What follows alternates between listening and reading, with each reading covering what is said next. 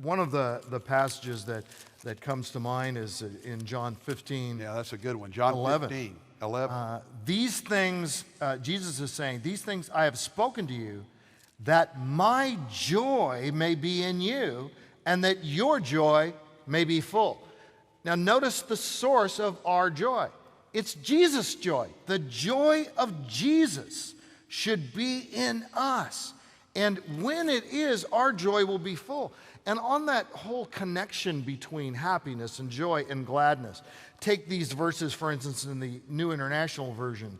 Esther 8:16. For the Jews, it was a time of happiness and joy, gladness and honor. Well, was it a time of happiness, or was it a time of joy? Or was it a time of gladness? Well, it was a time of all those. All the above. All of them, right.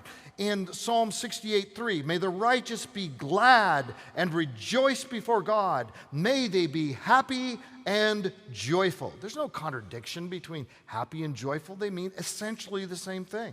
Zechariah 8:19, this is what the Lord Almighty says. The fasts will become joyful. The fasts will become joyful and glad occasions and happy festivals for Judah.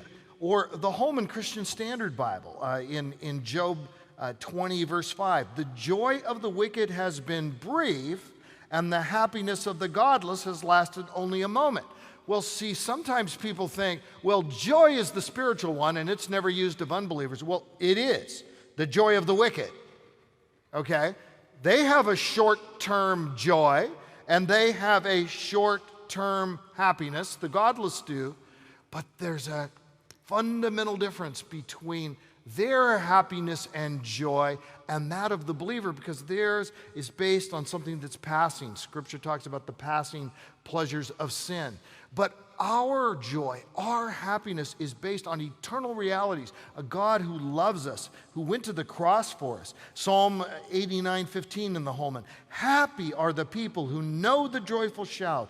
Yahweh, they walk in the light of your presence. And I'll just read one more, and there are many more. Jeremiah 31:13, it says, the young women will rejoice with dancing, while young and old men rejoice together. God says, I will turn their mourning into joy and bring happiness out of grief. So good. He's a God who brings happiness even out of the hardest times of our lives. He takes us and he brings us back to him. And one day, when we're with the Lord in heaven, when we're resurrected and we're walking the new earth, we'll look back and we'll know that the truth of Romans 8:28, that God causes all things to work together for good to those who love him, to those called according to his purpose, we'll know that it was true all along, and we'll see how it was true all along. And God calls us by faith right now to believe the truth of that verse. So let's